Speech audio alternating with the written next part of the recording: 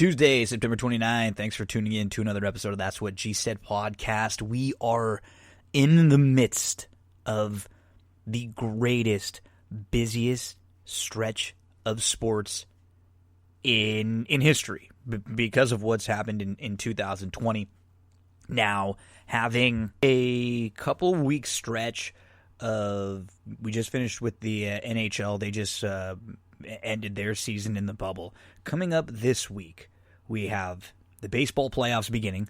We have the NBA finals beginning on Wednesday. Baseball playoffs begin on Tuesday. We have NCAA football continuing on. Many teams and leagues are now starting to open back up.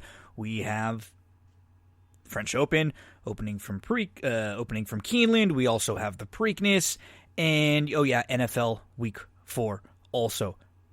This is an incredible week, and we are going to be covering all of that stuff right here on That's What G Said podcast. So on this episode, we are going to have a baseball preview with Mike Abadir. We're going to go through all of the playoff matchups, and we're going to set you up with the bracket and give some of our selections, some thoughts on each of the series. NBA thoughts. I'm going to preview the Lakers Heat final series myself, and then in next week, later this week, on the next episode, Alex Regla is going to join me to recap what happened in Game 1 when we'll preview the rest of the series, and we'll talk about what happened in Game 1 and how that will affect the series going forward. I'm going to give some quick reactions on NFL Week 3. On the next episode, Scott Shapiro will join me to go over Week 4 with all of our selections. We'll break down all the games. I'm going to give you a couple thoughts on Pimlico Thursday card, a couple plays for Pimlico Thursday. So we'll have some baseball, some basketball, NFL Week 3 reactions, and some horse racing. Oh yeah, another one of those loaded episodes. That's What G Said podcast. Couple favors to ask, if you can. Always support those sponsors of That's What G Said. Stable Duel, our friends over Cindy Carava, Full Service Realtor, cindycarava.com. Sarah Candles, when you use that promo code Gino at sarahcandles.com, you get 10% off of your purchase. Over at Thrive Fantasy, use the promo code Gino. You will get an instant $20 bonus when you deposit $20. And oldsmokeclothing.com, promo code GINO gets you free shipping. Those sponsors continue to help me do this. Thank you very much to them. Hopefully you can support them and support us through them. And then don't forget to subscribe. YouTube, iTunes, SoundCloud, Google Pods, TuneIn, Spreaker, all over the place. Subscribe to That's What G Said podcast. Big news this week in Stable Duel. Let's take a look at the Stable Duel contest schedule for the week. Tuesday, $10 contest available for you at Parks. So this week, Parks, Keeneland, Emerald, Charlestown, Pimlico, Santa Anita contest all throughout the week. They have a huge Saturday Preakness contest. There are going to be $20,000 in prizes paid out throughout the week, $10,000 in that Saturday Preakness contest. There's going to be a free roll on Saturday. And if you are a player in Stable Duel, if you get to silver status, and as soon as you start playing, it'll tell you what your status is on the app. If you get to silver status, by the end of the weekend, by the weekend, you'll be able to get a $25 credit that you can use in the Preakness game for Saturday. That Preakness game that'll have $10,000 in prizes. So Tuesday, Parks contest, $10 entry. Wednesday, they've got a $10 entry at Parks and a $5 entry at Emerald. Thursday, $10 entry at Pimlico, $5 entry at Emerald, $10 entry at Charlestown. And then for the weekend options, on Friday at Keeneland, 2 different contests. There's a regular $10 entry, and then there's a $50 top 10, which means it only pays out to the top 10, and that's a $2,000 guaranteed pool. There's a $10 Pimlico contest, and then there are 2 contests at Santa Anita. There's a $5 contest, and then there's a $25 Santa Anita top 10 contest. How about Saturday? A free roll at Pimlico, and it's a top 10 with $1,000 in prizes paid out to the top 10. Free roll. Get involved. Then there's the $10,000 Pimlico Challenge. It's a $25 entry fee with $10,000 in prizes. $10 Santa Anita entry fee on Saturday, and then on Sunday you got a $50 top 10 at Keeneland with a $2,000 guaranteed pool. They also have a $10 entry there at Keeneland, and then a $25 entry at Santa Anita, a top 10. So tons of options all throughout the week. Download that Stable Duel app from your your phones, your iPad, and if you have any questions, putting together your lineup, let me know. There will also be another live stream this weekend, so if you follow Stable Duel on Twitter or on Facebook, I joined them last weekend in the morning. It was, I think, around 12:30 or so Eastern, 9:30 Pacific, and so morning for me, and we discussed general strategy and then some horses to throw in our lineups, and I believe there's going to be another Stable Duel stream coming up this weekend, talking all about Preakness Saturday and a lot of the contests coming up for the weekend. So make sure to follow along. You get great information there. Big week coming up in Stable Duel and a huge week coming up in baseball. So Tuesday, the baseball playoffs start. The American League playoffs begin, so you'll get 4 games because there are 8 actual series. 16 teams made the playoffs, 8 in the American, 8 in the National. And then how about Tuesday? There are going to be 8 baseball playoff games on Tuesday starting at 12 Eastern. And they rattle throughout the day. 12 Eastern, 1 Eastern, 2 Eastern, 3 Eastern, and then just all the way throughout. And I think the Dodger game is the final game on Wednesday, and it starts at 10 Eastern. If you are a baseball fan, you're just going to have baseball on all throughout the day on Wednesday. 8 baseball games. And remember, just 2 out of 3 in this opening round. We talk all about the baseball playoffs, everything you need to know with Mike Abadir. Kick back and enjoy. We chat for about an hour, everything baseball. Miss what is the sports week to 2 weeks in the history of sports, because the way that 2020 is, we have baseball playoffs at a little different time of the year. We have a football season that's at the same time, but we have a football season that's in the middle of a basketball playoff and a baseball playoff in a 60-game season. We have a baseball playoffs that are different than anything. This year, we've got the French Open, we've got the Preakness, we've got college football, college basketball, baseball, hockey, all going on simultaneously. And whenever we talk baseball, the man who usually joins me, one of my very good friends, I am the co-host on his show, so I'm sure many of you are probably listening to the Mike Abadir show each and every week. But Mike Abadir joins on That's What G Said. And Mike, this is the week that we love. Abso-freaking-lutely. And just to add to that list that you were saying, it seems like every week, there's the Preakness, of course. Black-Eyed Susan on Friday, the Preakness on Saturday. But there's also going to be opening days for college football. It seems like every week it's the first home game or first game in general for a college football team, all the way through the Pac-12, which is going to get started later on. I mean, it's nutty, but for a sports fan, this is great. And I think it's great because we get to see kind of how things could be done in the future, Gino, right? With COVID and everything that's gone on with it, do you see expanded playoffs in baseball? Do you maybe see, before we started recording, we were talking about basketball and the long trips, maybe basketball, if they don't go bubble, maybe they go regional.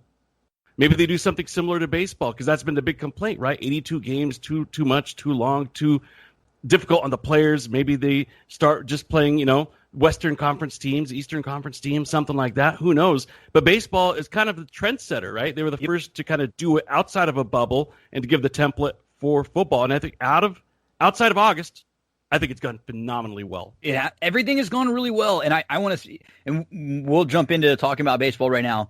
And before we get into the specifics, we'll run through the bracket. We'll spend a couple minutes in each series and just kind of give some of our selections as we go through. We're not going to spend 2 hours like on a normal one, because unfortunately there wasn't a whole lot of time between when the playoff bracket is set and when the playoffs start. We didn't even know till late Sunday. So we're recording this Monday evening, and these playoff games are going to start on Tuesday.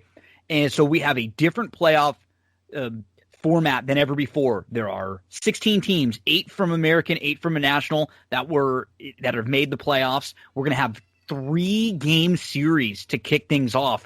So if you're one of the better teams, you are really nervous about this little 3-game series here, because you could quickly lose one game and then you are staring at a Wednesday or Thursday situation with your entire season on the line.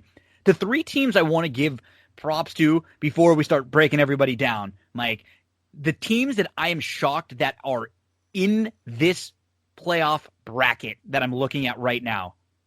A team that had no home all year long, the Toronto Blue Jays. They didn't get to go back to Toronto because of what was going on. They were literally playing on the road the whole year. And then the Marlins and the St. Louis Cardinals, teams that were decimated with COVID restrictions and COVID issues early in the season, what they had to do in order to get to the point where they played 58 games, the Cardinals, they almost made it back to 60. They played so many doubleheaders.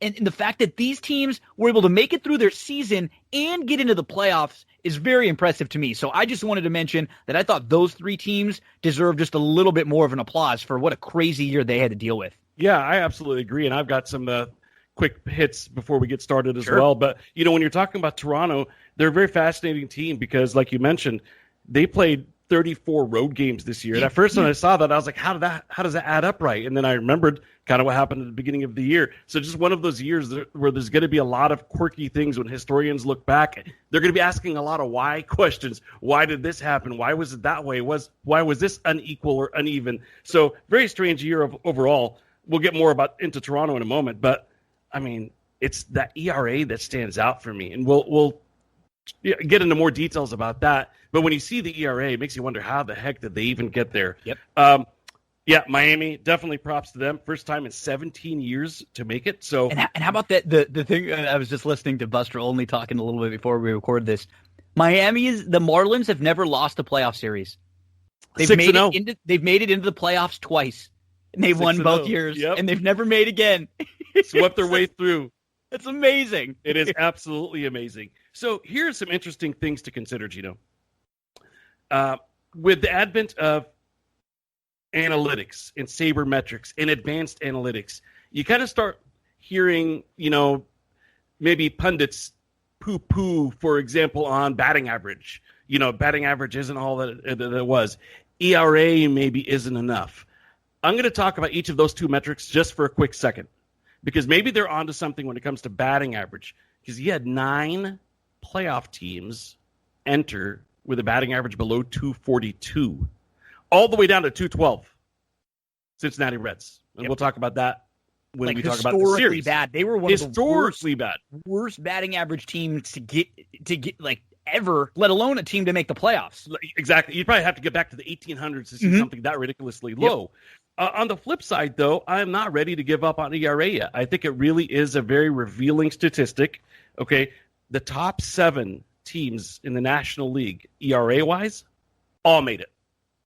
7 for 7. You just sort by ERA, top 7 NL teams made it.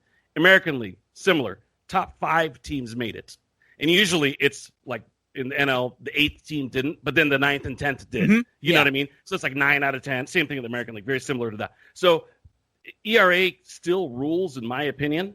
And those are the tidbits that I kind of wanted to harp on. I mean, 4 of the top 5 batting averages are sitting at home. Yeah. Team-wise, sitting at home, including my beloved Red Sox. So we knew that they were going to hit. We knew that pitching was going to be their issue. It was god-awful, so they didn't even get an 8th seed. But that tells you quite a bit. I mean, some of the other teams, too, you think about, like Washington, Philly, and the Mets. None of them, another year with no Bryce Harper. A Mets team that generally wants to think of themselves as a big club. They're not here. Washington, off of a year, they're not here. So, yeah, some teams that didn't make it, too, also, when you look up and down. And one of the teams. And by the way, how many teams do you have to expand the format to get Mike Trout in the playoffs? To get Trout. No, you're right. And the Angels.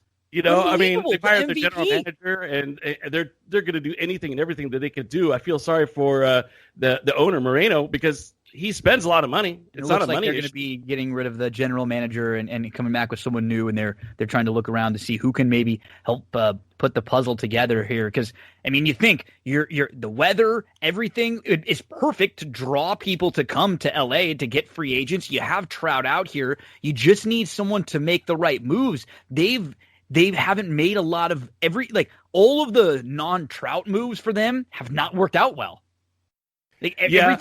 Almost everything they do non-Trout, like the Pujols one, obviously was a little over the hill, and we'll see with Rendon, they just haven't been able to get enough pitching in. So, it's crazy that we're 16 deep and we're not talking about the Angels, the Nationals, the Phillies, the Mets, any of them.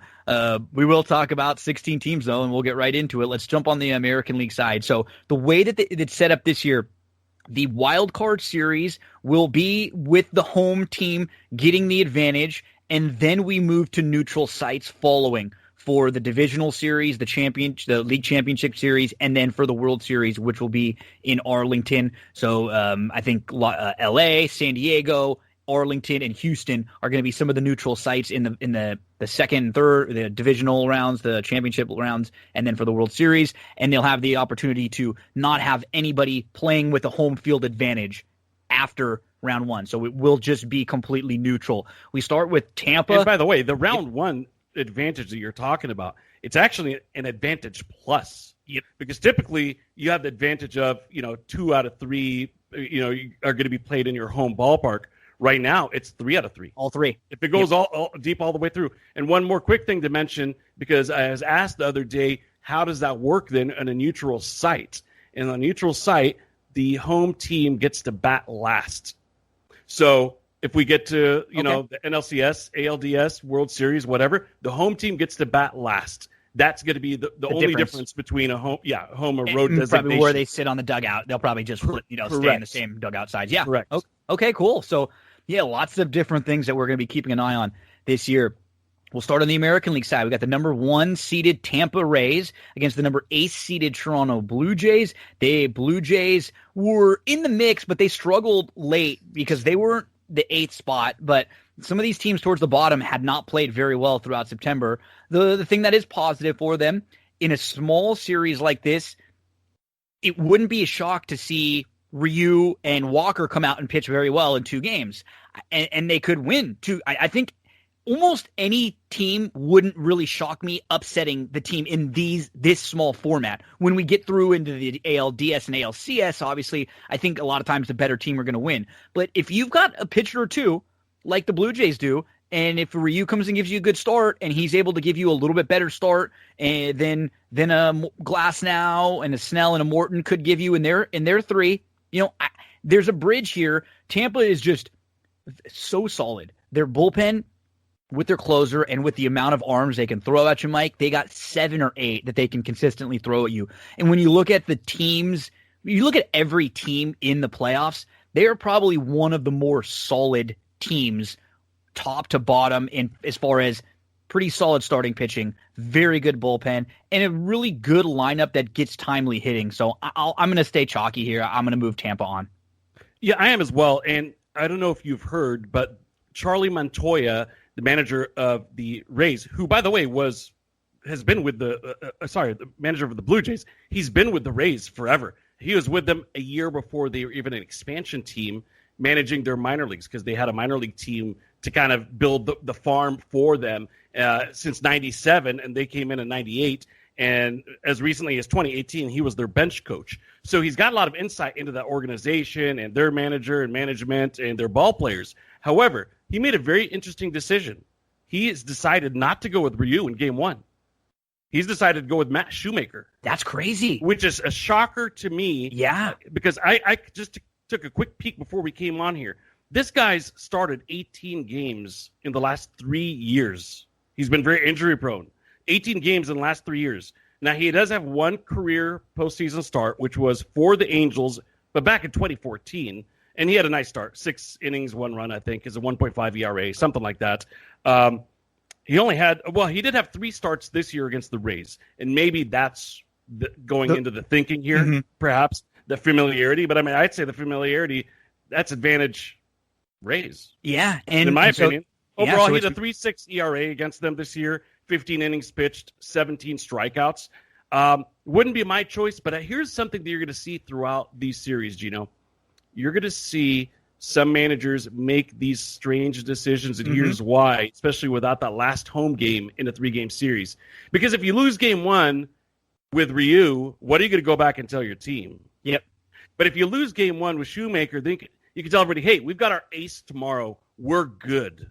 Now, if you win Game 1, you got Walker on the back end. Because, if you win Game 1, it's the flip side, right? Now, we won Game 1. Now we're playing on house money, and we got our ace going tomorrow. Let's do this thing. Everybody believes, and they go close it out. You made a key point here too, Mike. Of all of the 8 series in the first round, this is the only one where the two teams have played each other this year. Interesting. Because nobody, if you look through every other, because remember, no regionals, huh? Every other team only was playing their division, and they were playing the opposing division.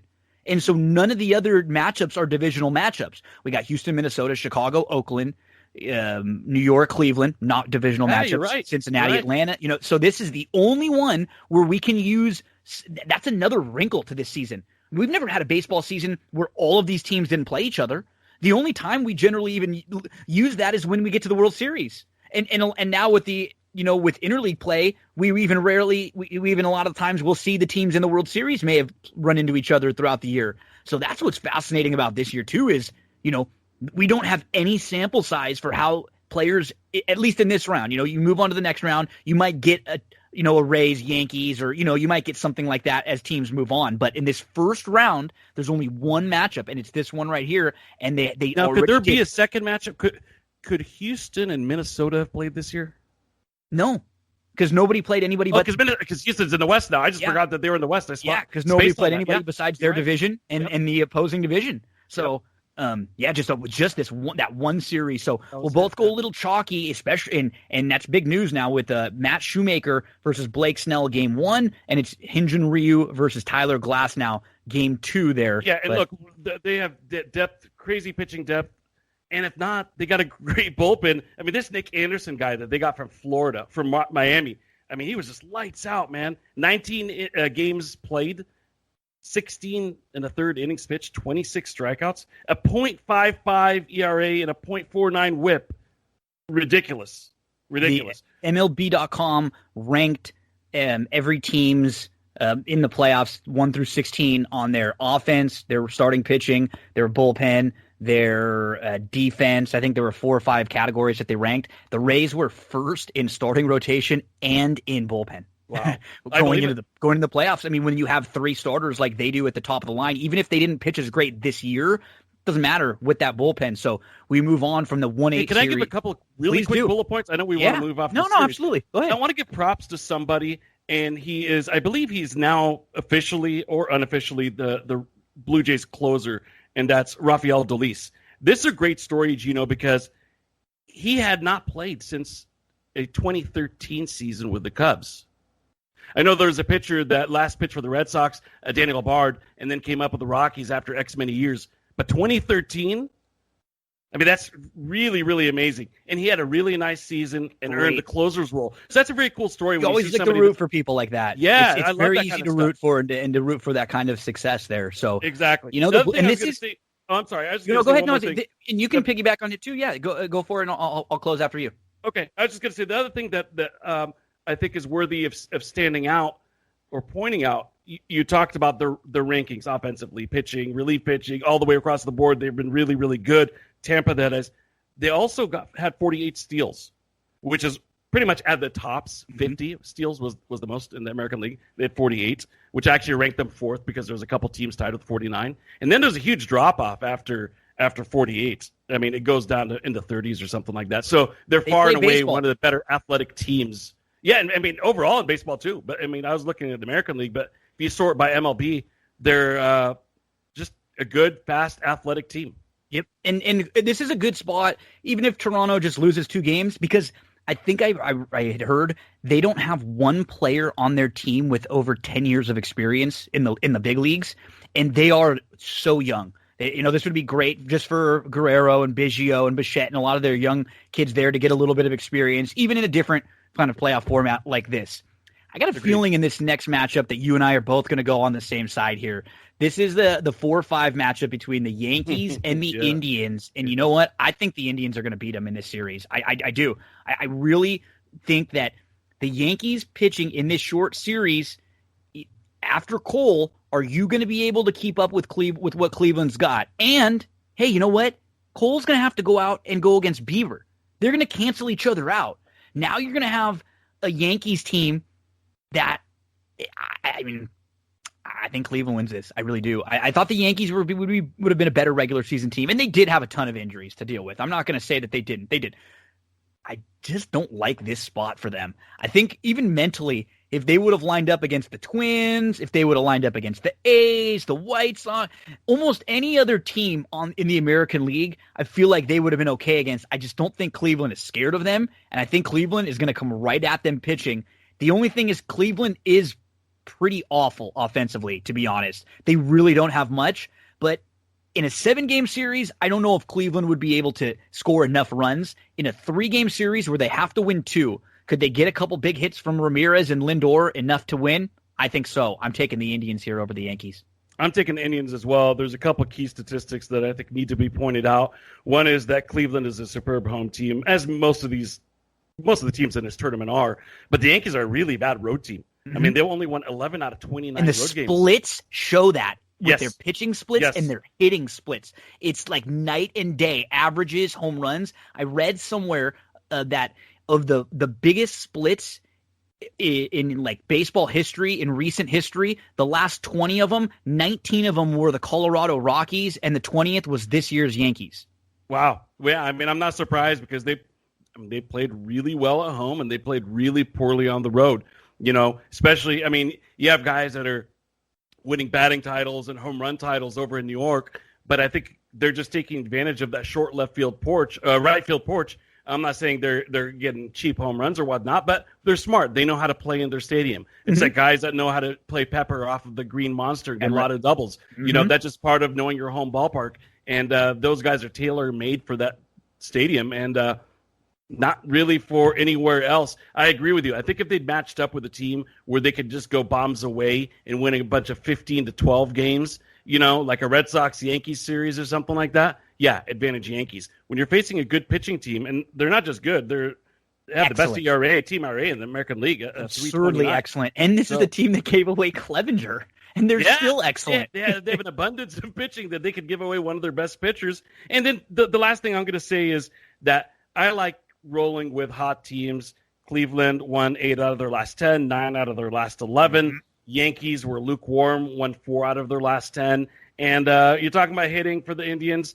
They've got good hitters. They just didn't put up a lot of numbers this year. But Jose Ramirez in September, he got hitter of the month in the American League, batted .366 in September with 10 home runs, 24 RBIs in a short month. So let's see how they keep rolling. The combination of the Cleveland catchers, too, they're one of the worst ever hitting, but as far as behind the plate, they are some of the best catchers in baseball, and you have 3 of them together, and that's why the pitching staff is so good.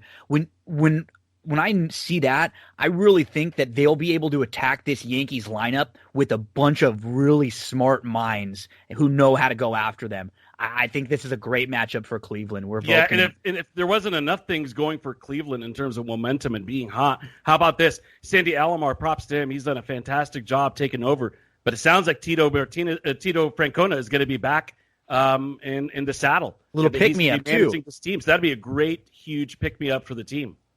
We move on to the bottom half of the American League bracket, and this is a strange one, too. When you come into this year, you probably expected to see the Astros and the Yankees, 1-2 seeds or towards the top. They both really struggled throughout the season. I think the Astros went 10-17 in September, and they actually had an opportunity in the last weekend to not make the playoffs. If the Angels would have beaten the Dodgers in 3 games, and as a Dodger fan, I'm sitting there going, should the Dodgers just lay down here to screw the Astros over after what they did to us? But they still needed to lose to the Rangers 3 times. So, it would have been, and who knows, who cares for the Dodgers. But Twins-Astros is an interesting series here. We get the Kenta Maeda revenge game right off the bat.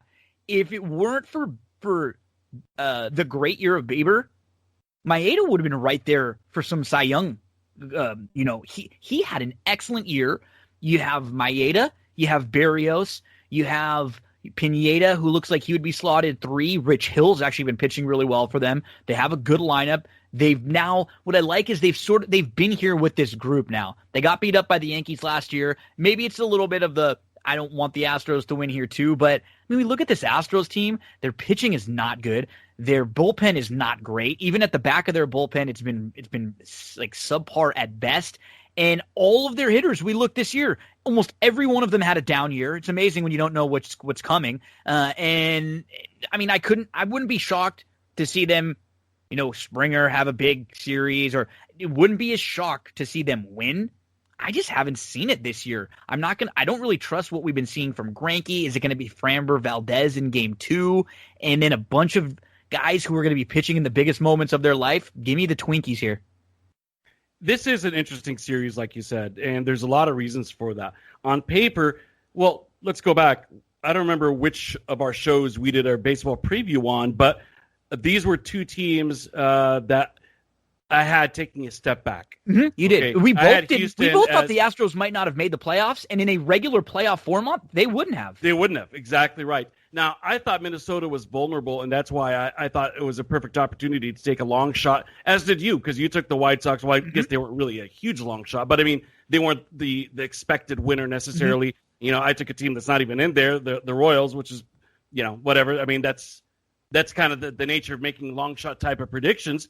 But what I will say is the reason that I pegged them as a vulnerable favorite, Gino, is because I just thought that they were more of a one-trick pony with their, it just bashing home runs, and that's about it. But, man, I got to give them credit, man. Where I was dead wrong was about their pitching. Yep. Their pitching did get better. They were third in the American League in ERA, 3.58. So, they really turned it on. Barrios is a good starter. Maeda is a good starter, like you mentioned. Overall, I mean, they had great – Barrios had a good season, not a great season. Maeda had a great season, but overall, top to bottom, their pitching staff has been very, very solid. Couple of quick stats.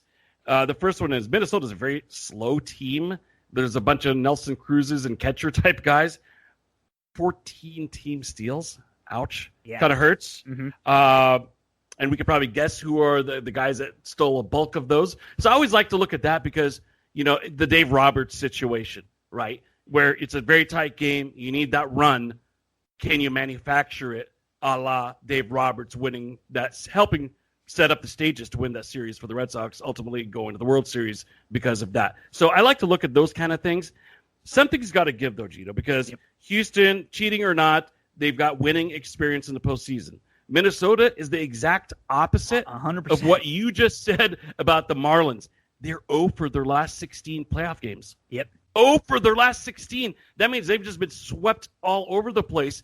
Because of that, because of the experience for the Astros, I'm taking the Astros in an upset. In the 3-6 series, Mike's going with Houston. I'm going with the Twinkies. Mike, this was a good segue to talk about our next series because another team that we wouldn't immediately feel like they haven't had a lot of postseason success, but when you break down their last 15 or 20 years, the A's don't win in the playoffs. They get there, but they never win. They've been in the wild card spot over and over again in the one game where they've lost. They've been they haven't won a series in a while now. They're going to be in a 2-7 matchup with the White Sox, who are sort of one of the Cinderella teams this year. They weren't a huge shock because they made some really good baseball moves, and they're just a talented baseball team. It's not that, it just we didn't know if it would come together for them so quickly, and especially in a shortened year like this. But they do have some good top-of-the-line starting pitching.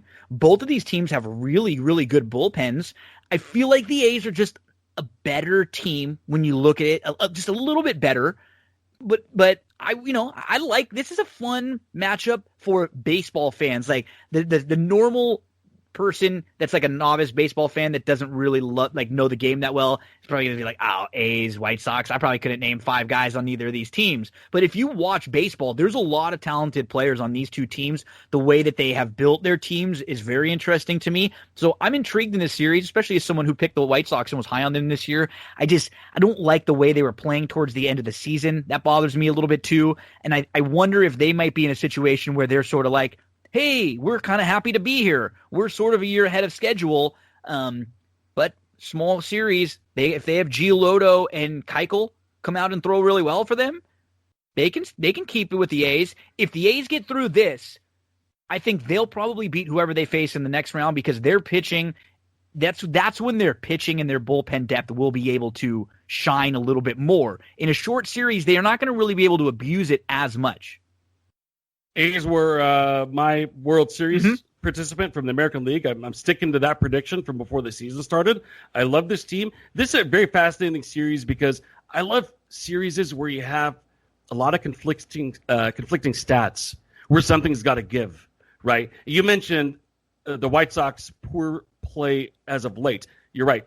they've won 2 out of their last 10 ball games. Yep. And if you look at the season in terms of 3 months, partial July, an entirety of August, and a kind of a partial September, mostly full September, really it was August that did all the damage for the White Sox. They were 19-9 in August. That's what got 10 games over. They finished 10 games over in the season, 10 games over in the month of August. That got them there. They're cold lately, like we've both mentioned right now. What's going to give, though? They're 14-0. Perfect record against left-handed starting pitchers. That's an incredible stat. Incredible number. Even in a small sample size, that's phenomenal. It is phenomenal. So what do the A's do? They tried out a lefty in game 1. Yep. They made the decision to go with Luzardo, and I like it. He no game is too big for him. If you recall last year, he'd only pitched like 12 innings or something like that in the regular season, and they brought him into the wild card game, and he had 3 innings pitched and only gave up 1 hit, 0 runs. He was lights out in the short, stint that he had in the postseason. I think they used him as a game starter, but don't quote me on that. I know he pitched 3 innings in that game, regardless. It's the A's bullpen though, man. Yeah. 2.72 ERA, and Baseball Savant, when you look at their analytics, their expected weight on base percentage is in the 99th percentile. Their whiff percentage, 94th. Their strikeout percentage in the 98th percentile. Their fastball spin, their expected velo, their expected ERA, their batting average, all ridiculously good. The thing I like about the A's, though, are some late moves that they made to get some veterans to help them be able to get through and navigate through a loss, to be able to come back and get a win. Guys like La Stella and Lamb, I think, will be very helpful. Lamb and I'm going to throw out 2 wild cards. I mean, yes. Lamb has been awesome. Filling in for Chapman. Absolutely. So I'm going to give you 2 wild cards, one from each team, okay? Marcus Semien had an MVP-like season in 2019. He has not backed that up in 2020, but he's a pending free agent. So this is a second season for a lot of these guys. It's like erase the bad season you had, whether you're Christian Yelich or whichever star didn't do well. This is an opportunity to create another season to be remembered for. The other one will be forgotten if you do well here. I think this is a perfect opportunity for Semien, who's going to be going into his free agent offseason, to be able to make something of this 2020 season. I think if he hits, they keep winning, they'll ride his coattails, because he had a lot of guys that were like high 190s, low 200s batting average. I know they could hit some home runs, and that's kind of the formula for the A's, but they need Semien to be the guy that he was last year if they're going to make a deep table run. Setter. Exactly right. One wild card for the White Sox. Not a lot of people are going to know this name, but remember this name because this is going to be a superstar in the making. Garrett Crochet. Okay. He was the 11th overall pick in this year's draft, 2020. 11th overall pick. He got called up, he pitched 5 games, most of them in the last 2 weeks. All of them really in the last 2 weeks, okay? 6 innings pitched, 8 strikeouts, 0 walks, no runs, 3 hits, 45 pitches over 100 miles an hour. So I'm predicting that this guy, if they win, it's going to be because, and if the White Sox go far, it's going to be, I'm going to remind you of secret weapons that have been called in. Some of these have been high draft picks. Frankie Rodriguez, F-Rod, first, right? A-Rod, Price, David Price, Levon Hernandez, Dontrell Willis. These are all names of guys that played for, like, I don't want to say inferior teams, but the long shot. Every single one of these guys came in for the team that's supposed to lose, had a lights-out series, and got them to the next series. It's like there's not enough film on them yet, quite. People haven't gotten just drafted, bats on them to understand their weaknesses. And then we see these players sometimes after another year or two, they're never quite as dominant. But when you don't know someone yet, it's just it's such a unique surprise, the element of surprise to spring on someone. So, and imagine what he would have had to have done at that alternate site to get called up so quickly for them to go, this guy's ready right now. Absolutely. That's unbelievable. That's phenomenal. So on the American League side, I'm going to have Tampa against Cleveland there. And, getting into the ALDS, I think Tampa's just going to be a little bit too tough. I believe they were my World Series pick against with the Dodgers from the very beginning of the season. And so I will pick Tampa to get through against the Indians. For me, I would have the Twins against the A's. And I do just think the A's, pitching-wise, bullpen-wise, depth-wise, I'm going to put the two teams, and I'll be a little chalky in the American League side. Because to me, the two teams that just have the most arms, and they're very similarly built, honestly, when you look at them. They remind me a lot of each other, the A's and the Rays. Yeah, they're mirror images of each other. And, there's not a lot for me to elaborate on. It's the exact same blueprint as what you just laid out. Tampa beats Cleveland. The only distinction that we have is that the A's, instead of beating the Twins like you've got, I have the A's beating the Houston Astros in a division matchup. I think everybody will be rooting for the small market A's to beat the evil, cheating Astros. So you're going to get an ALCS of Tampa and the A's. I believe you have Tampa advancing, at least before the season started, if I remember correctly. Yep, I did. I've got the A's advancing to make it as the AL representative in the World Series. Yep. So we move on to the National League side. And how about the Brewers finishing under 500, and they sneak in on the last day when there were a few different teams who had opportunities to get in. The Brewers are sort of the Brewers that we remember now because their bullpen is back to being very good. They have a two-headed monster, a rookie that came up, and then the Hater who we knew.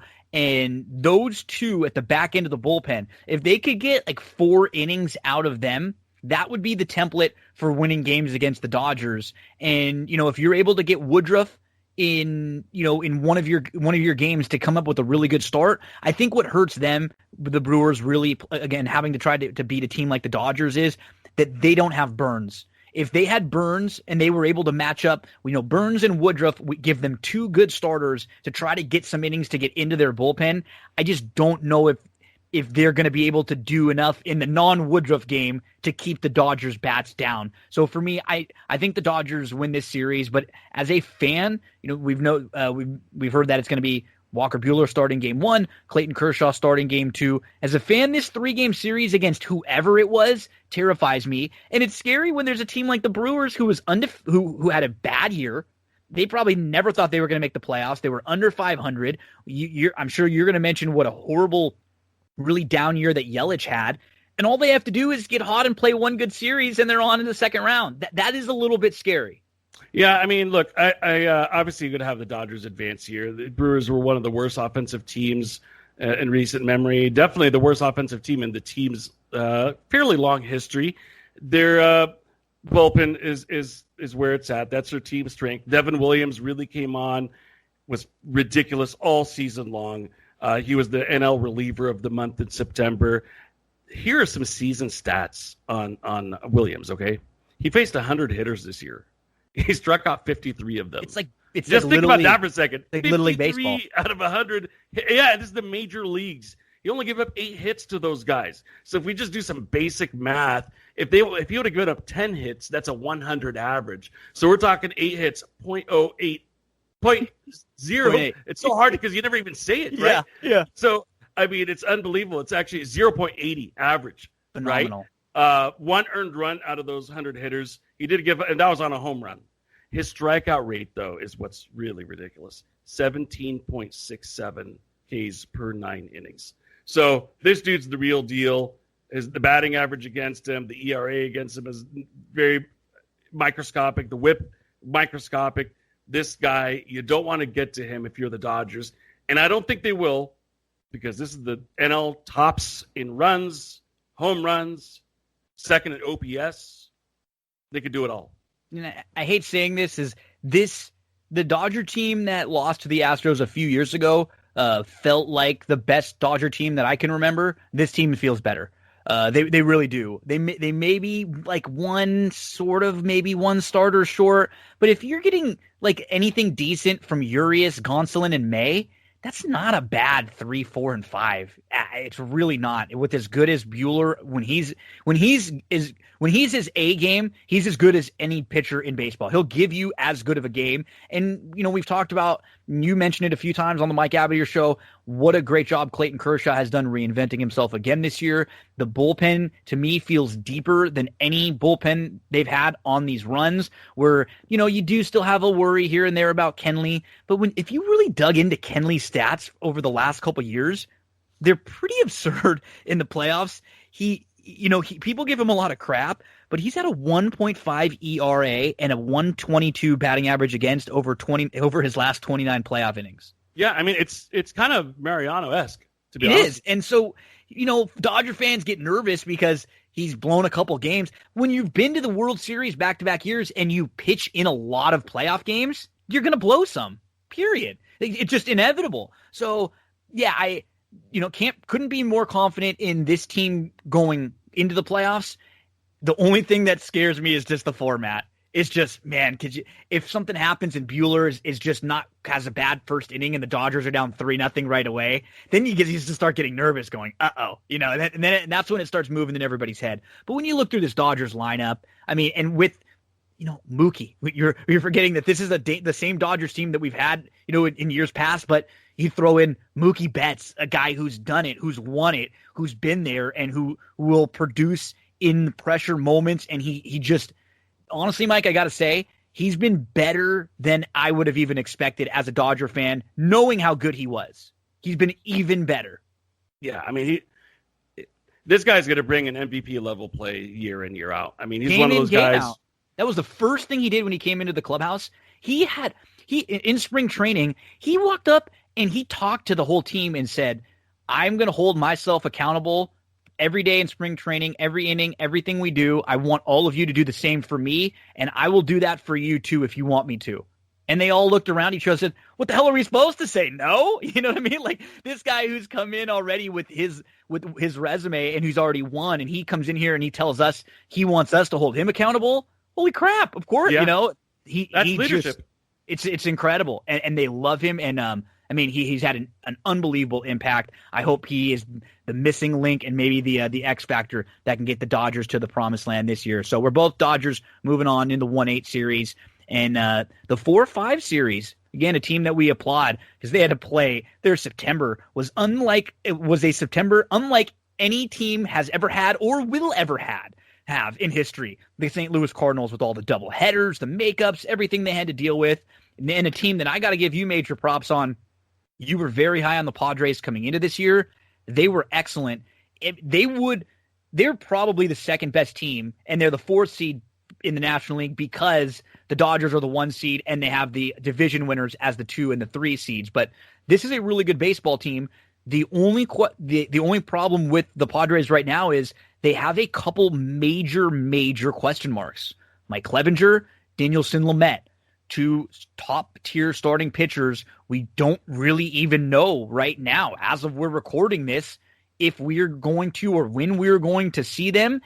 Now, even without those 2, they could still bring in Paddock and Davies. That's a fine next 1-2 for your games. But if you add those 2 with the Lamet and Clevinger and you're able to get those 4 guys out there, that is what makes this Padres team maybe as good as anyone in here. And I think even as the Dodgers, they've showed they could play right with the Dodgers. It's just going to be such a question mark if or how much we'll be able to see those 2. I pretty much agree with everything you just said.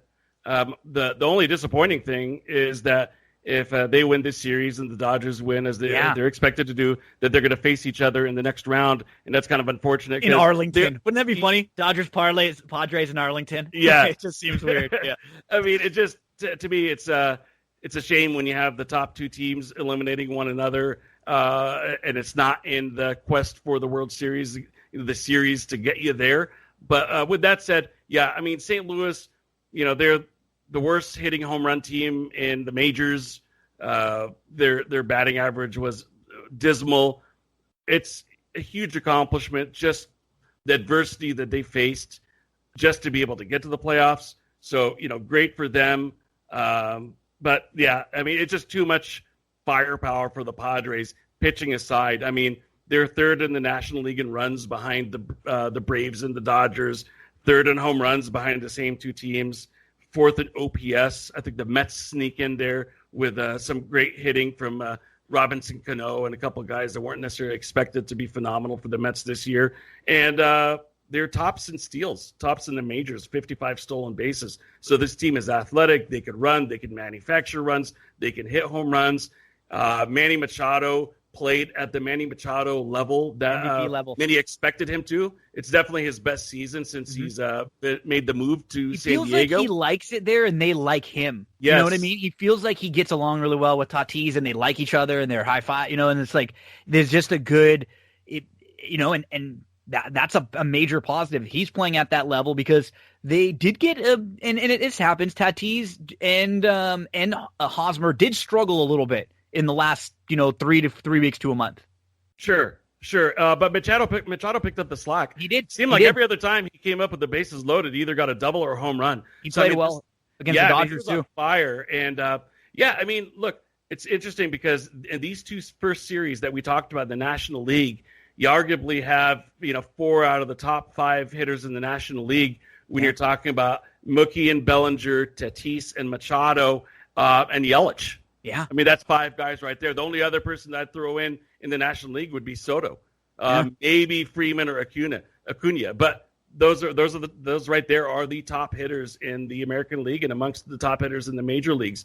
And so that's going to be the one exciting thing once we get to the Dodgers and the Padres, because that's how it's going to shape out, in my opinion. And a little shout to that revamped Padres bullpen. We figured it would be Kirby Yates.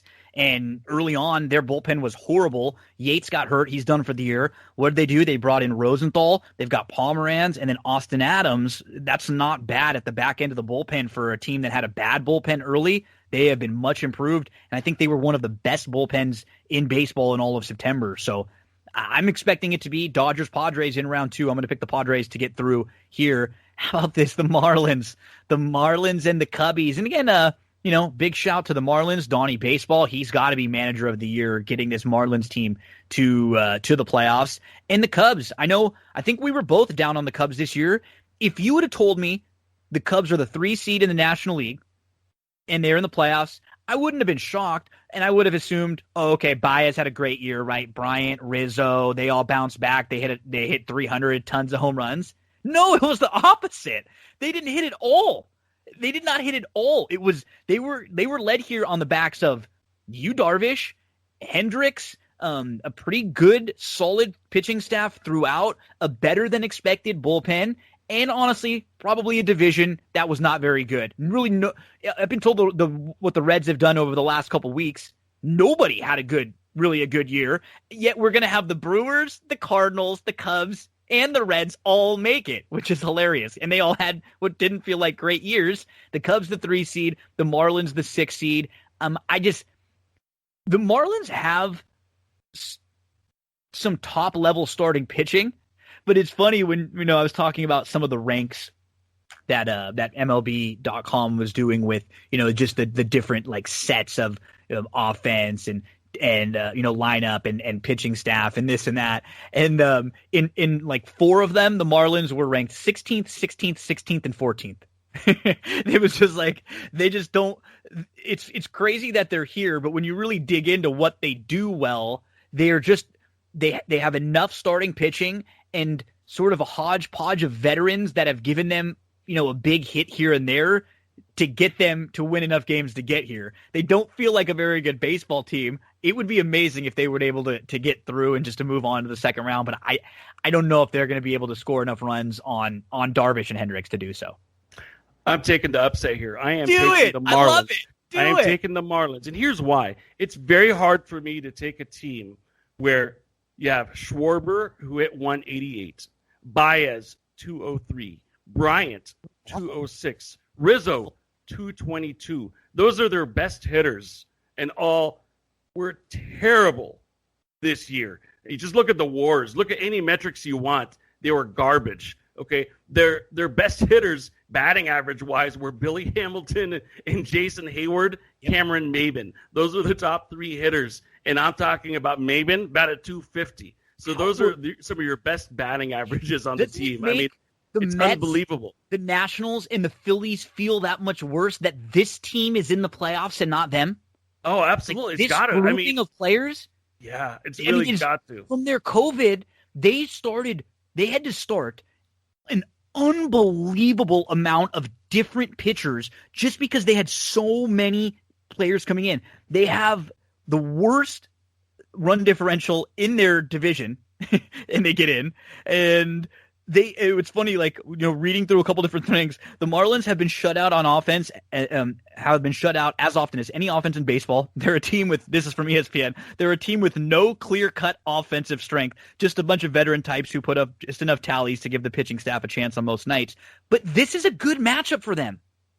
This is a good matchup for them because the Cubs have not been a potent offense throughout. In game one, it's going to be Sandy Alcantara. Very, very capable. And they have a 2 and a 3 that, Sixto Sanchez, Pablo Lopez, those aren't household names, but they're very quality starting pitching. In a small series, they could do this. I probably wouldn't, in any other series, I would say, Mike, you're crazy. I don't think you're crazy. And I thought long and hard about picking them over them too. I feel like the Cubs, I'll probably get a little bit more from I just feel like a Baez or a Rizzo, one of those guys will probably step up and have a good series versus, compared to the seasons that they had. But this one would not shock me, Mike. And to me, this is an intriguing series. Well, it's the only matchup, like you kind of hinted at or pointed out, that I would take the Marlins in. Mm-hmm. If they were in any other series, I would not. A couple things to keep in mind. If you ask me, well, why the Marlins? I kind of went over why the Cubs, I think, are going to lose it more than the Marlins are going to win it necessarily. Yeah. But there's a couple other things to look at, too, which is the Marlins really throughout the season have played fairly well consistently throughout. It's not like they were a team that just is riding off the coattails of a very hot start or a hot finish. Throughout the whole year, they were in the playoff, field. They played well enough throughout. And I think they got more and more confidence as the season went on. They also had some adversity, just like the Cardinals, like you mentioned. And because of that, they ended up playing 34 road games.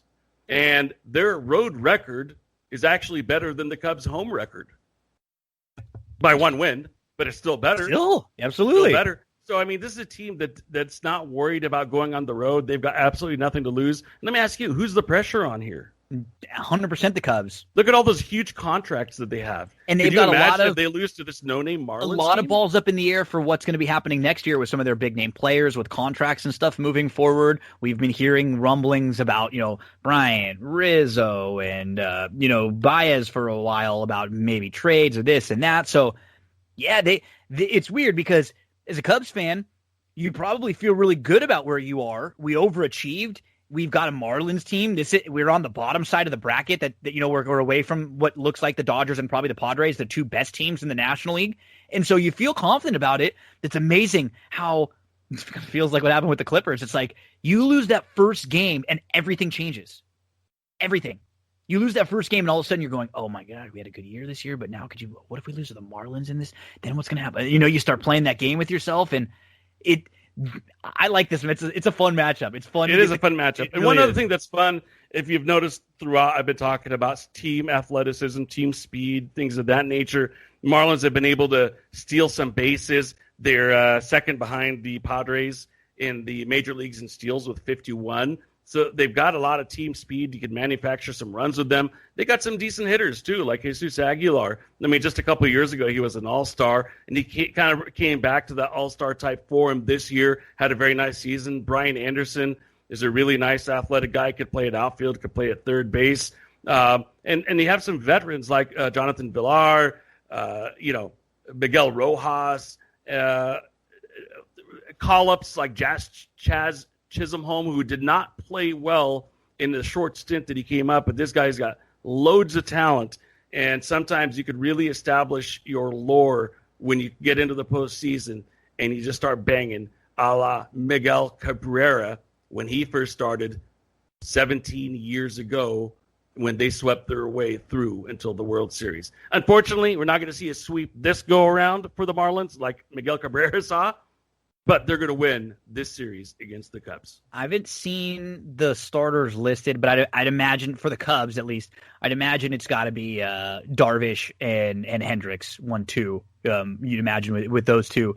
We move on to the bottom series in the National League bracket, the 2-7. It's going to be the Braves versus the Cincinnati Reds. Mike, Reds and the White Sox were the two teams that I was pretty high on to begin the year. And it's funny, they're both in the 7 spot. And the team that I actually think has an opportunity to make it to the National League Championship Series here is the Cincinnati Reds. Now, they're pitching. They have a very similar template to the Washington Nationals from last year. They have 3 very good starting pitchers: Trevor Bauer, Luis Castillo, and Sonny Gray. That is as good as any. Now, you mentioned how bad their batting average was. They hit .212. They were one of the most extreme offensive teams in the history of baseball. You dig into the numbers a little bit, though. Based on the quality of their contact, they should have hit .242. So maybe, things went a little on the wrong side for them early, started to even out for them late as they won games. And if they hit more like a .240 team than a .212 team, to where they get a little more contact, they're not just needing home runs to win, I think they win this series. I think whoever wins this series wins the next series too, because we're talking about the Cubs Marlins as a series that we don't think is that strong. You're picking the Marlins, and I thought it really could go either way. I think Cincinnati wins this series. I think they win the next series, and I think they're playing the Dodgers in the National League Championship. The reason that they are a more credible playoff contender than the other teams that have really poor batting averages, like the Cardinals, like the Brewers, etc., or the Cubs, is because they've got some serious home run power. The Cubs, name-wise, they do, but it didn't manifest itself in this season. So the Reds, they hit 90 home runs, right? And if outside of the Braves and the Dodgers, those are the only 2 teams that cleared 100. 90s is right there amongst the NL leaders, right behind the Padres at 95. So I believe that they were 4th in the National League in home runs. So they can bash, they could drive in some runs. Don't have a ton of team speed, but they've got some really good hitters. I was very surprised to see that it was a .212 batting average. I really don't understand how they batted .212, especially with some of the guys that they have in their lineup. I'm sure most guys probably had a career worse batting average this past season for them. But once again, if you're a good hitter, this is your opportunity to kind of reset and come in here. And I think the Braves, they've done a great job just to get into the playoffs with how many. I believe they went through 5 starting pitchers who've landed on the DL. Yeah. So, they're really, really thin on starting pitching. And I think, unfortunately, if they're fully loaded, I would say that this team would give even the Dodgers a run for their money. But when you have so many guys who have had just nasty injuries, Achilles tears and shoulder issues and elbow issues and you name it, you're now on you've got a bunch of number 5s basically pitching for them. I can't see how they would win a playoff series unless everybody is just on fire hitting-wise. And that's a hard thing to do against the Reds. It's difficult against this pitching staff. Exactly right. It's a hard thing to do against these Reds. So I, like you, have the Reds advancing in this series. Yeah, and so, moving on, I would pick the Dodgers over the Padres in what I think would be a very good either 6 or 7, or no, that would be a 5 game in the divisional. So I think that would go, it would be a very, very good 5. And then in the championship series, I would pick the Dodgers over the Reds. And for me, it's going to be Dodgers over the Rays, which was, and I'm sure you'll probably do similar. You had Dodgers A's. I don't have a whole lot of reason to change that based on what I thought. What we thought about the teams coming in, for me, the Dodgers and the Rays, have come true. I'm sure you probably feel very similar about the Dodgers and the A's, because the A's and the Rays going into the last week were battling for the 1 seed pretty much all throughout the year. It was really these 2 teams on the American League side that were the best, and the Dodgers were, pretty much head and shoulders above everybody else on the National League side. So I think the Padres will get a lot of great experience playing in a playoff series against a team like the Dodgers. And I just feel like there's been so many weird things with the playoff struggles for the Dodgers, and who knows, with the stuff, the cheating teams that they've had to run into, or teams or whatever. This would be the type of year in a weird 2020 shortened season that feels like it should be a Dodger year, to just get the monkey off their back and to say, okay, now we got this franchise with a ton of young talent and Mookie Betts moving forward. And now for a franchise there would just be so much less pressure on the Dodgers moving forward. You get the one out of the way. I'm 33, Mike. It was 1988. I was a baby, 1 year old when the Dodgers won. I haven't seen them. They've only been back to the World Series twice since then. One of them, Game 7 loss against the Astros. This feels like the best Dodgers team that I can remember, the most deep team. There are very few weaknesses they have. I'm picking the Dodgers. To me, it feels like it's the Dodgers here. I'm with you, man. This is going to make it 3 out of their last 4 years where they get to the World Series. So in the next round, I do have them knocking off the Padres, which kind of pains me once again that they have to match up against each other. Me too. I'd love to see them in the NLCS. Feels like an ALCS. That would be a great 7-game series. It if we really, could get it. really would. So that's kind of unfortunate. And then, the two upsets here. You got the 6 and 7 seeds going up against each other, the Marlins and the Reds. I think the Reds pitching gets them through that series. The NL Championship Series will be the Dodgers against the Reds, and the Dodgers will dispose of them. They're just a better team top to bottom. A's, Dodgers, World Series. The Dodgers get the revenge. They've been waiting 30-plus years to get the revenge on the A's. They get it this year.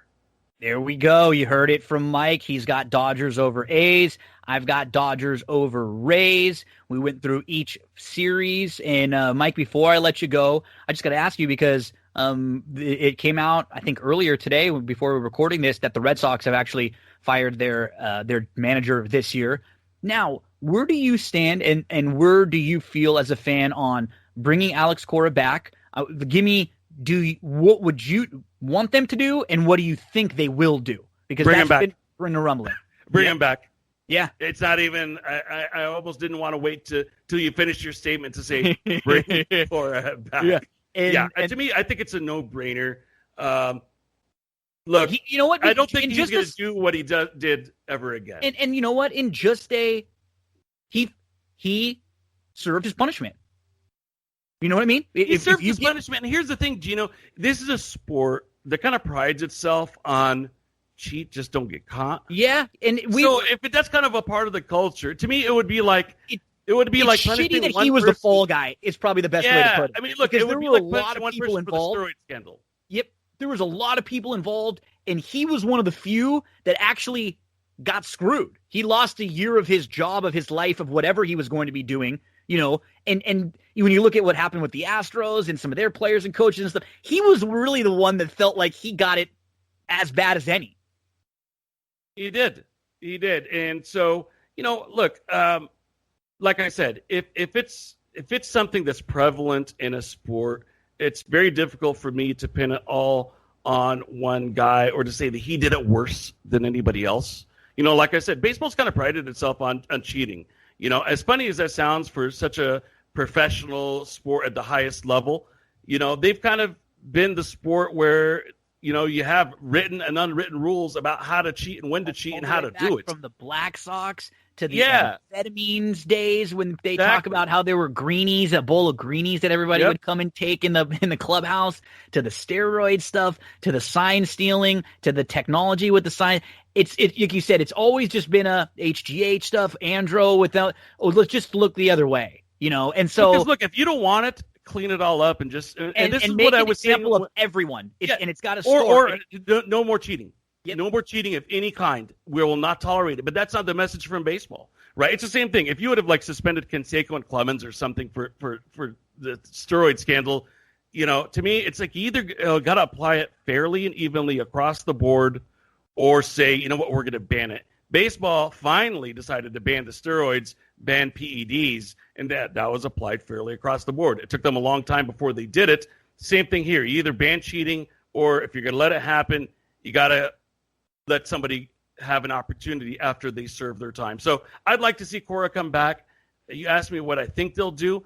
I think the public sentiment is so strong for this, Gino. They didn't even wait till the last out was recorded to start saying, bring Cora back. Yeah. Right? Reneke's announcement actually came, I believe, late yesterday afternoon. It probably got lost in the shuffle with football, but I already started seeing Cora hashtags going around Twitter. So I think they're going to do what they need to do to get this team back on track again. And the fastest way to do it is to bring a historically successful manager to your organization. What I think will really help the bring him back campaign is that, again, just referencing something that I listened to earlier, Buster Olney and Tim Kurkjian, who worked with him at ESPN, are pushing this. They're like, hey, bring him back. He's a great coach. We love him. We know this guy. You know what? He served his penance already. He's done what he had to do. They wanted him suspended. Bring him back. Why not? If you don't bring him back, somebody else is going to.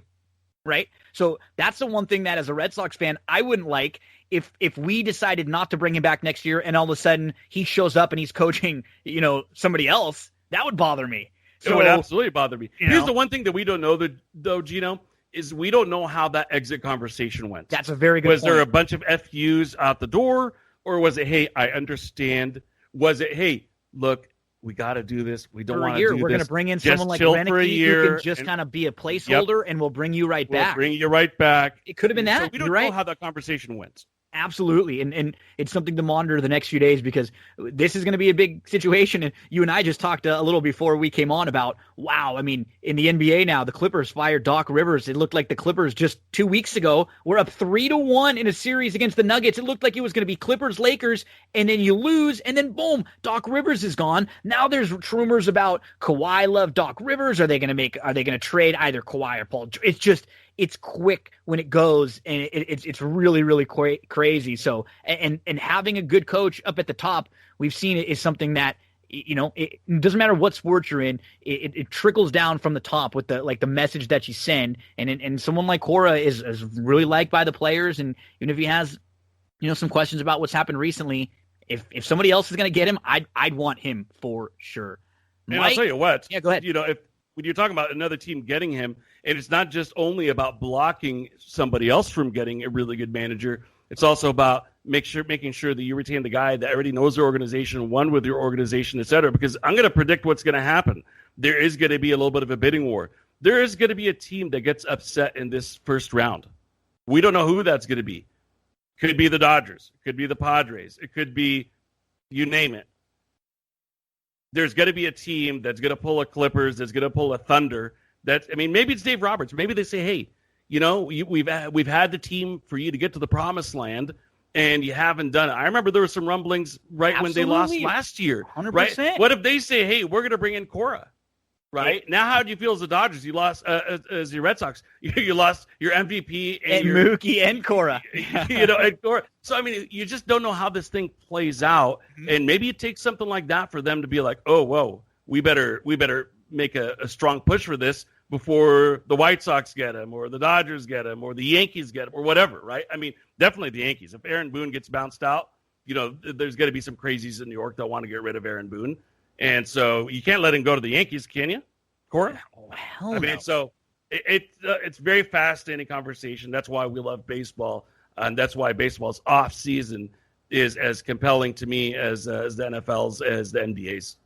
We are in the middle of a stretch of sports unlike we've ever seen before. You could follow him online on Twitter at Mike Abadir, and I'm sure many of you hear our show, the podcast, The Mike Abadir Show, every Thursday from 4 to 5 Pacific time. You can actually listen live online, and it comes out on podcast form maybe half an hour to an hour after we finish recording the show. And this week, Mike, we'll have a ton to talk about in a few days, because we'll be in the middle of the baseball playoffs. We will already have had game 1 of the NBA Finals to discuss. We will have the Preakness field, which is already set, but all the undercards and everything to discuss. We'll have NFL Week 4 to give out our game selections and recap on Week 3.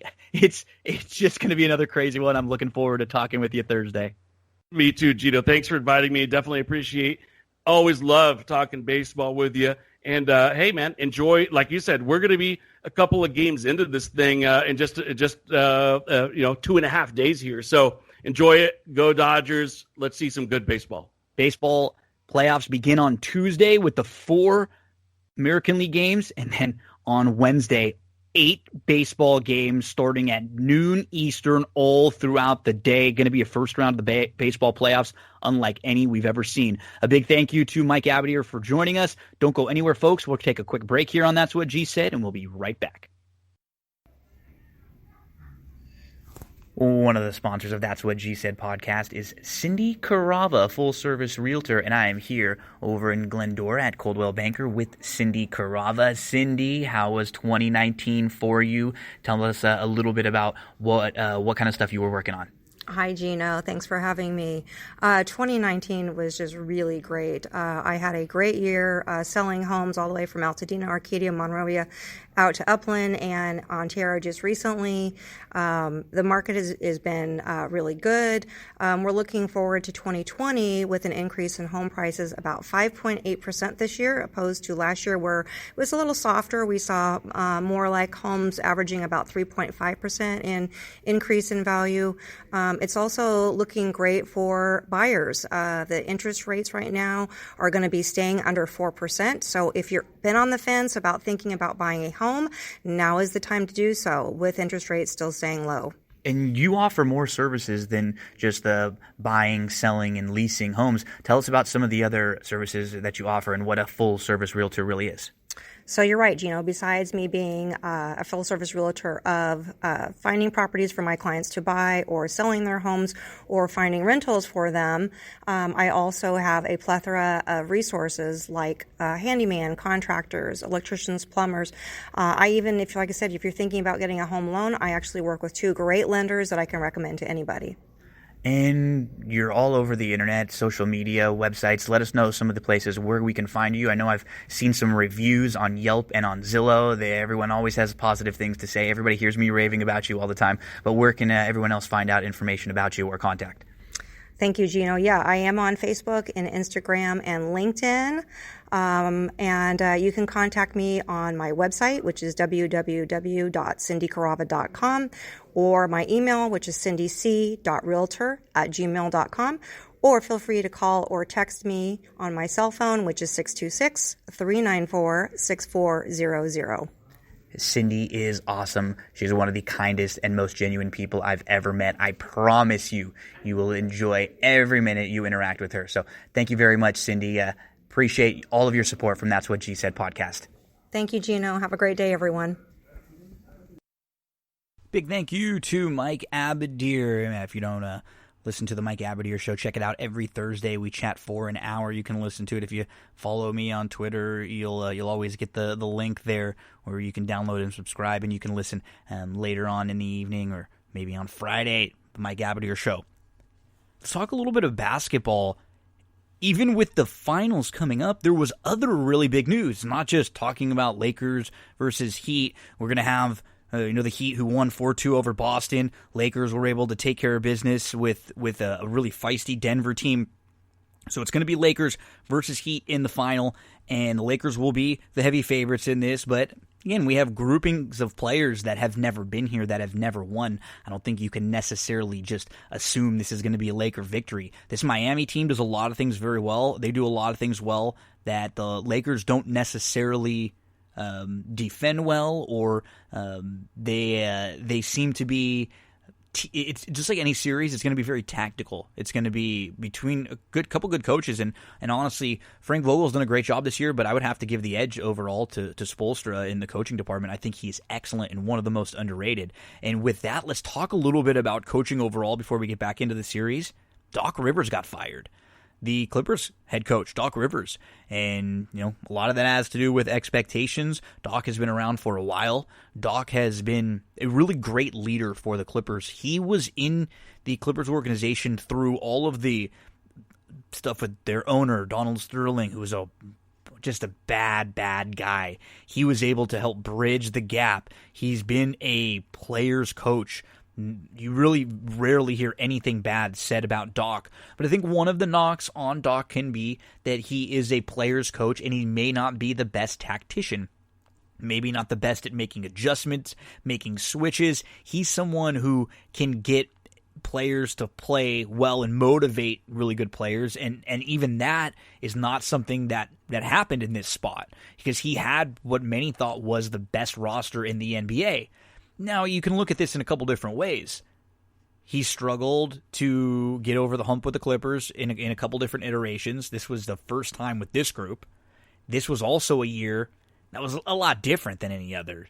This was a year inside of a bubble. There were, many different circumstances. This Clippers team had issues with, some players that I believe were coming in late to the bubble because they had the virus. Then you had a couple of deaths in the family where players had to leave the bubble and come back. Patrick Beverley was injured.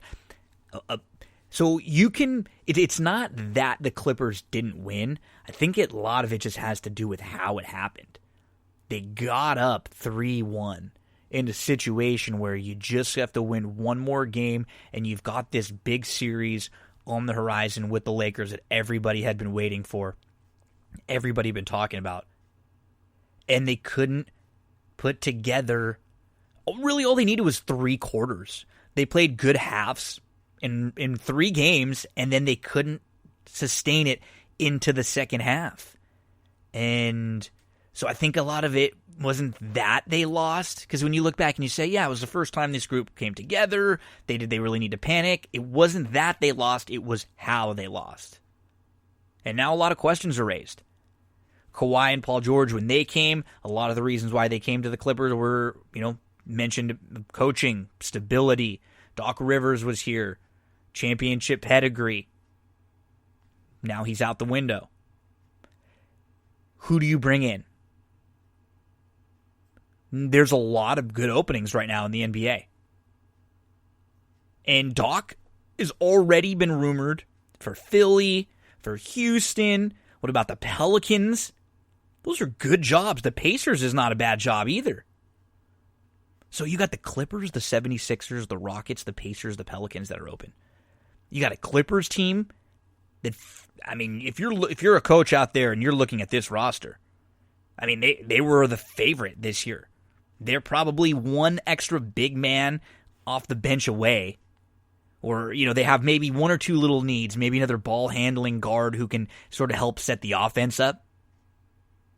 Someone who would be like kind of a combination of if you could put Beverly and Lou Williams together, because you put Lou Williams out there, sometimes they attack him if he's struggling on the offensive end, and then Beverly, he doesn't give you enough offense quite sometimes. So they could use a few pieces. But what about the 76ers? Are they going to make a move? There have been rumors out there about Embiid getting traded. We always keep hearing about Simmons getting traded. Then you go over to Houston. There's been rumors about Harden getting traded. I heard one about Harden for Embiid. What about Westbrook? Do you make the move with him? Then you got a group like the Pelicans. You got Zion and a young team there. That's a very intriguing job for someone. D'Antoni's out there. Doc Rivers is out there. They're waiting. Maybe getting the opportunity to pick a really good spot to go. Heck, I've even heard Phil Jackson a rumor that he may come back to the Clippers. I would find that very hard to believe. But hey, that was something that was out there. Lakers Heat. Pat Riley against the Lakers. LeBron against the Heat. There'll be some storylines. Those will be a couple of them. These are 2 good teams, and they're the 2 most deserving teams this year. The Heat were really good. They had to beat the Pacers, who were a little undermanned, and there have been rumors out there about Oladipo now wanting to leave the Pacers. Eric Etoff, 21 Sports, who comes on here a lot, has said he thinks and he predicts it could be to the Heat. Oladipo. We'll see if the Heat win a title. Why do you even make any moves, or you try to make as few as possible? This Heat team is deep. They're very good. They shoot the 3. They've shown Tyler Hero, Duncan Robinson can help them win a game. Bam Adebayo is one of the best up-and-coming players in the league. His offensive game is so much better than you think when you see, and he's just really starting to scratch the surface on what he can do. Defensively, he's a monster. He's going to be excellent, and he's going to make AD really, really work. It'll be interesting to see if the Lakers continue to try to go big and start maybe a Dwight Howard on him and force the Heat to have Crowder or someone like that guarding AD early. We'll see how the Lakers match up. That's been one thing that was Frank Vogel's done a really good job of doing, is he's shown the versatility the Lakers have over their last couple series by going small against Houston and then going big against Denver, using some of those big bodies against Jokic. I mean, using Dwight on Jokic was a huge point of the series in helping the Lakers be successful. So for the Clippers, who's next? Van Gundy, Lou, Phil. Lakers Heat coming up this week. Game 1. It's hard to predict a series like this when we saw these two teams play earlier in the year in a completely different scenario than what's going on here in this bubble. Iguodala came back to life towards the end of that series. And then you have Butler and Dragic, who have been really, really good. This is a deep Miami team. They started playing only around 8 or so. They can go a little deeper if they have to. Very excited for this. And we'll talk a lot more about what happened in Game 1 and what to look forward to moving afterwards with Alex Regla. That's going to be a lot of our NBA Finals talk with Alex, who does such a great job, and he's been covering the Lakers now for a couple years. So later this week, NBA Finals, and we're going to be covering it, talking all about it here on That's What G Said. Over at CeraCandles.com, CERA Candles.com, you can find all natural soy wax candles, no toxins that are found in paraffin wax, which is used in a lot of the other leading brands. And because you're listening to That's What G Said, when you use the promo code GINO, you get 10% off of your purchase. These candles are 100% lead-free, cotton wicks, completely natural scents. They're made in micro batches and they're hand-poured to ensure the highest quality, locally sourced, handcrafted in the USA, 25 different scents, always adding in new seasonal ones, 3 different sizes, fragrance oils that are infused with natural essential oils, best ingredients, quality packaging, affordable prices. Hey, the holiday season is coming up right now. These are great gifts to get. Candles, nice, healthy candles for people that have animals, young kids, or anything in the house. You don't want to be breathing in a lot of those toxins. These are good for you.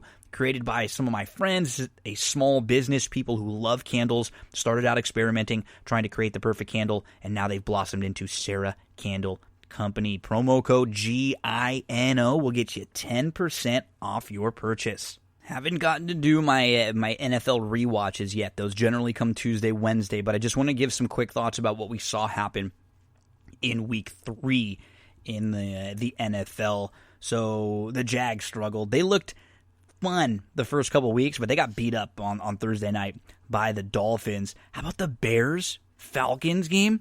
The Bears are 3-0 now. The Falcons collapsed again. Bears come back to win 30-26. Over the last 20 seasons, no team has blown multiple 15-point fourth-quarter leads in the same year. Atlanta did it in back-to-back weeks. That was a stat from Field Yates from ESPN. The Bears are 3-0.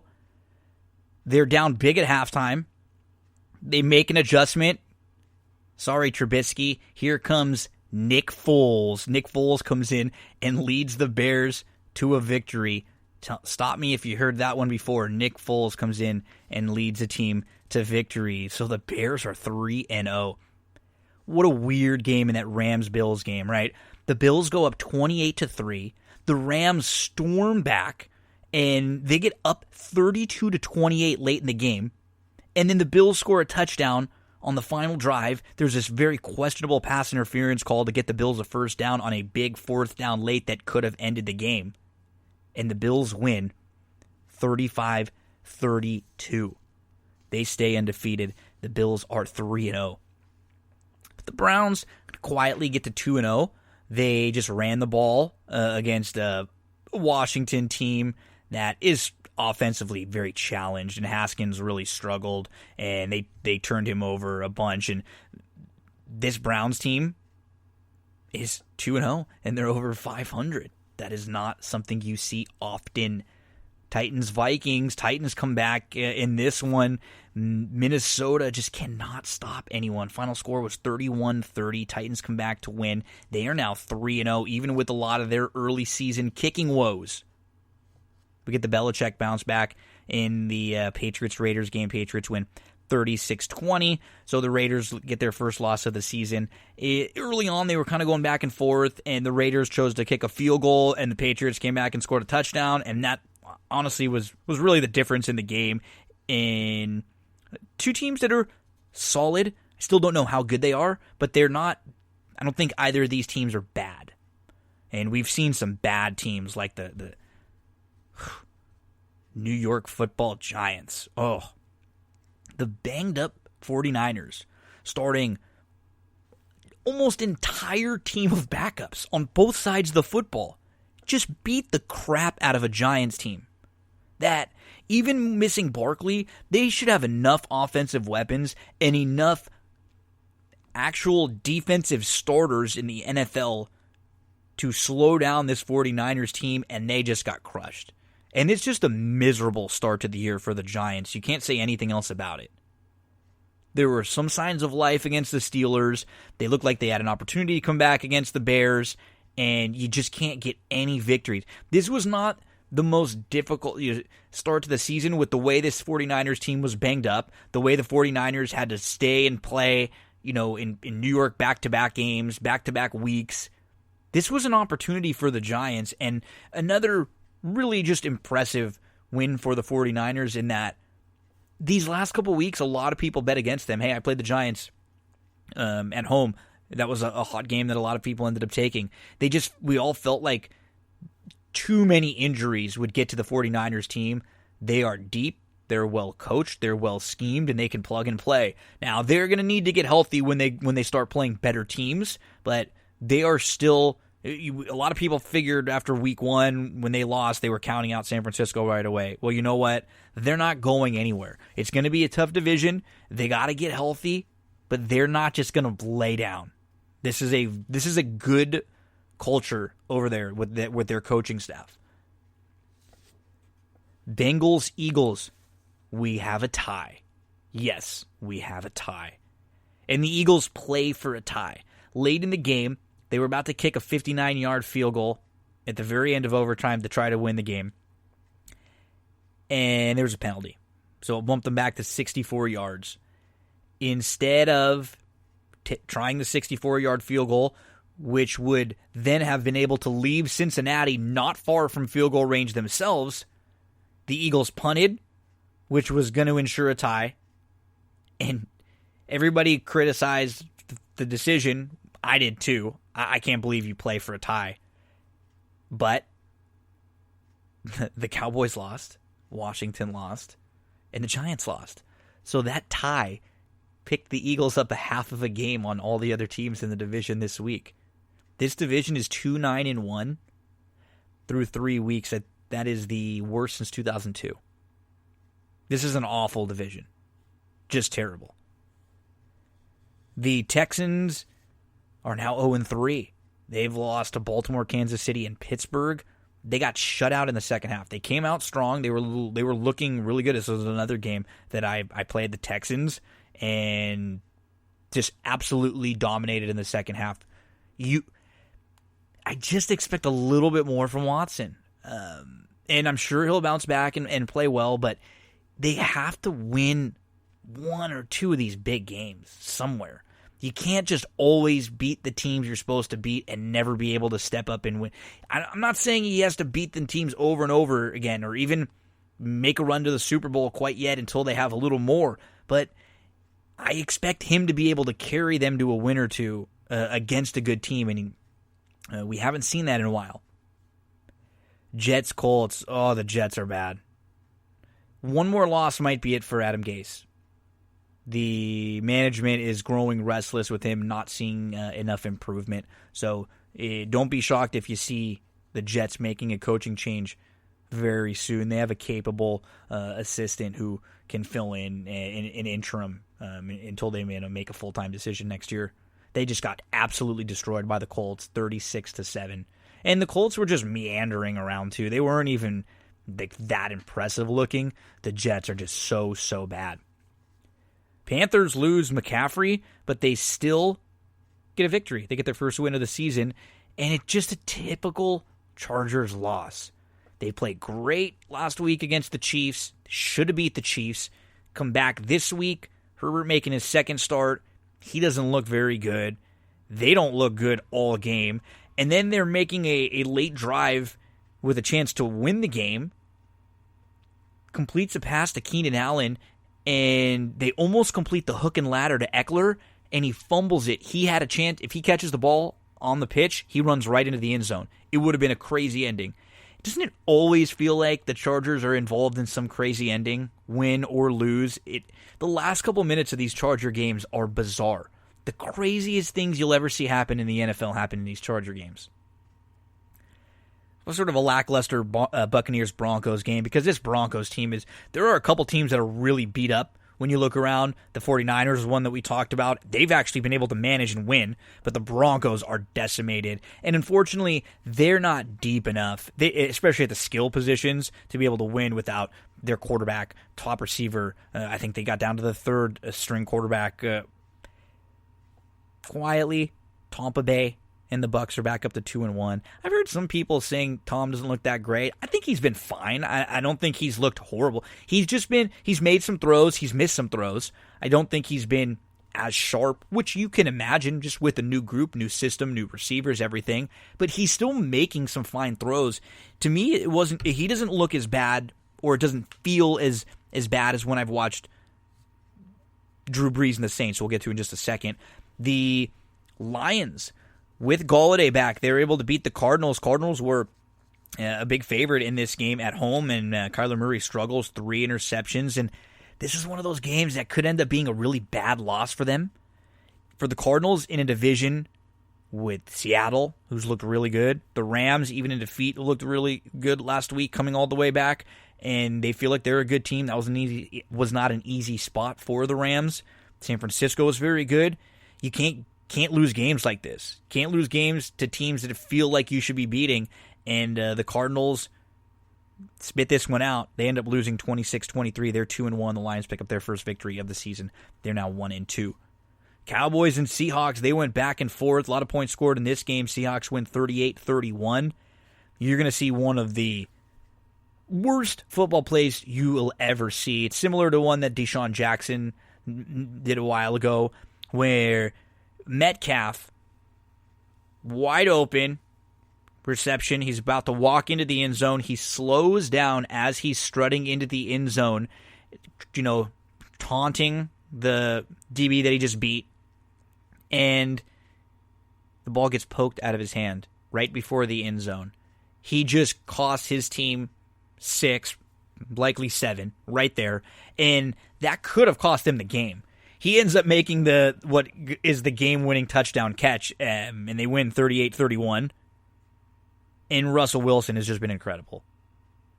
Talking about 3 games into the season, but hey, remember, this is a 16-game season. Next week, one more, we're already a quarter of the way through.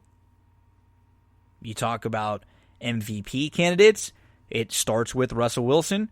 It's probably Josh Allen, probably Aaron Rodgers as your top 3. And I mean, hard not to have Mahomes on the list after what we saw them do on Monday night. But, those would probably be the early leaders. Sunday night, we saw the Saints-Packers, and the Packers get the win there. They go to 3-0. They're 37-30. A lot of people didn't believe in the Packers last year. It felt like in some of the Packers games, they were beneficiaries of close victories or games that you looked back and they didn't feel very dominant. They feel a little different this year. Remember, they didn't have their number 1 wide receiver here. They have a legitimate star number 1 running back, and Aaron Rodgers looks rejuvenated. They won 37-30. They're 3-0. They feel like they are in the top tier of the NFC. Monday night game was Chiefs and Ravens. Chiefs 34, Ravens 20. Lamar was 15 for 28. He had less than 100 yards passing. The Chiefs scored 21 points in the second quarter, and they just really punched the Ravens right in the mouth. The Ravens were able to cut it to a 7-point deficit, but then Kansas City immediately responded and scored. And now you're going to have, if you're Baltimore, unfortunately, you're a very good team. There's no question about if you are one of the best football teams in the league. They do a lot of things very well. But after what happened in the playoffs last year, and now when you face the Super Bowl champions, the team that is thought of as one of the best teams in the league, Baltimore was a favorite in this game. Obviously, it was at Baltimore, and the Chiefs just beat them up. And you're going to have to answer those questions now. with Lamar and with that running style, are you going to be able to win? Can you beat good teams? Is this just a style that you can beat up on bad teams? And I don't think that's the case. He's so young. This is a very good team, but we're in this social media age. Anytime you have a loss like this in a big game, we had been hearing that the Ravens were really pumped up for this game, and they were circling this as sort of a way to prove themselves. They're going to have a lot of questions to answer, and they're going to have to deal with it, till their next really big game that they have circled. Or, honestly, it really doesn't matter for a team like that now until getting there matters, but you got to get there and you got to prove it in the playoffs. Because that's what everyone's going to question now. Can this team, with this style of play, do it against really good teams? NFL Week 4 coming up, and we're going to talk about Week 4 with Scott Shapiro on the next episode of That's What She Said. We'll go through all the games, line spreads. We'll talk some fantasy stuff. Speaking of fantasy, new daily fantasy app. It is Thrive Fantasy, and if you use the promo code GINO, it'll get you an instant $20 bonus back when you deposit $20. This is DFS for prop betting.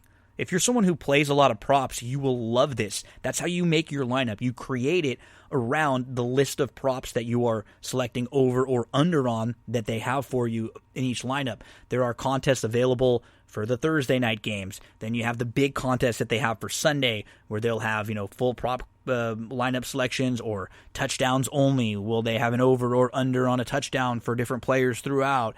They are all sorts of different contests you can play for as little as $2. The main contest each weekend are around $20, $25, usually $25 for the entry fee, and those will get you the opportunity to play in huge pools, $15,000, $20,000, $25,000 worth of prizes, playing against a bunch of other entrants.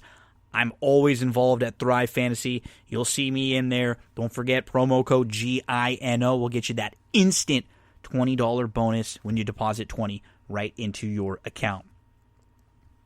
Huge week coming up at Pimlico with the Preakness on Saturday. So Pimlico is going to get the fun started with some big races on Thursday. I have looked at a few of them, so let's talk about a couple of the Thursday races. And on the next episode, you're going to get a ton of Friday and Saturday racing action that we're going to cover for you from a bunch of different tracks. Pimlico, Keeneland, Santa Anita, Belmont Park. We're going to be picking and choosing, talking about the big races and giving that in-depth analysis. But let's get to Thursday. Past performance is out for October the 1st, and we've got the 6th races where we will look for our first play. Let's go to race number 6. It is the Jim McKay Turf Sprint. They're going to be going 5 furlongs in here, and let's look to the number 6 Completed Pass. We're just coming off football. Let's talk about the Completed Pass here on the 6. He's had a very nice year when you look at what he's done so far in 2020. His last out race, he was 4 wide early on. Then he came over and he was tucked in, and he got caught behind horses. He angled out. He ends up clipping heels as he's trying to angle out. He almost goes down. He's able to recover, gets a great opening, busts through the seam. Nice W. For a horse who has a good tactical style, it was pretty impressive to clip heels, almost go down, and then recover nicely. He's just consistent. He's in great form. It's really tough to knock anything that he's done on the grass, and I feel like he's going to sit a really good trip in here. That is the number 6 Completed Pass. You look at Francatelli, who's going to be really quick. Tiger Blood, his best races are showing that major speed.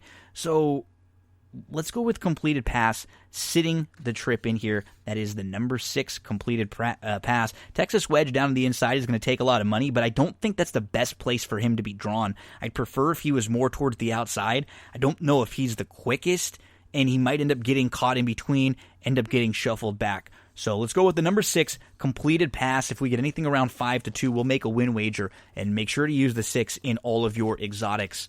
Race number 8. The number 5 Wild About Star. She won this race last year, and she's going to get back to the grass. She beat JoJo Air, who's going to take a lot of money and who was the favorite in this race last year. She's going to go 3rd start off the long layoff, and Wild About Star's last 2 races, they don't look that great. Well, yeah, they were both races that were reined off the grass. she does her best work on the turf. She gets back to the turf now, and even in her last start, she hooked a very sharp runner who's won 2 in a row and has won 5 out of 7. Back to the grass, third off the long layoff. She hadn't raced since August, came back in July, and then since August of 2019. Came back in July of 2020 and raced again in August 2020. So now she's fit. She's set for her absolute best jumping back to the grass. We know she's got the class because she won this race last year and she's beaten this quality. The number 5, Wild About Star. Anything around 6-1. Let's make a win wager on this one. We move to race number 9, couple that we're looking at in here. This is the Grade 3 Chick Lang, and there's no knocking that the 9 Yao Pan is super talented and the one to beat. He could be just a freaky sprinter, another one for Steve Asmussen, but he's the type of horse who has a lot of speed and could get caught up in a race like this if there's a lot of others showing speed. He's drawn towards the outside, which should help. I won't be chucking him out of exotics. He's going to be tough to leave out. But I think another horse in here who is a bit sneaky, and that's the 3 Captain Bombastic. He showed speed last time out. He just battled on the inside, and he was in a dogfight, ends up putting the horse away and drawing off late. Look at his entire career. He's done so little wrong. In the races where he stepped out of New York bred company and faced open, he was second behind Pneumatic. He was second behind Tyshawn, who was very good at that point. He ran in the Jerkins. He was good that day. He was 4th in a big field. He was behind Echo Town, Tap It to Win, and Shoplifted. Those are legitimately nice 3-year-old sprinters who would be a factor in a race like this. Captain Bombastic, if you get anything around 5-1 or so, I'm going to make a win wager, and let's hook him up with Yao Pan. So if you're playing late exotics, if you're playing exactas, tries, supers, those would be the 2 horses I'm using all over the place. And a win wager on Bombastic, he can sit. I don't think he's going to get caught up in the pace like he did last time. That was a scenario where it was a small field. He was drawn towards the inside. You got to go to stay out of trouble. Captain Bombastic. I think this is a great spot for him. In race number 9, the Chick Lang on Thursday. We move to race number 10, and it is the number 1, My Boy Patty. He got hooked brutally wide all the way around in his most recent start, and that was his first try going over a mile on the grass. I mean, he got squeezed early. He wanted to sit a little bit closer. He got squeezed out of a spot. He ends up getting forced 4 wide.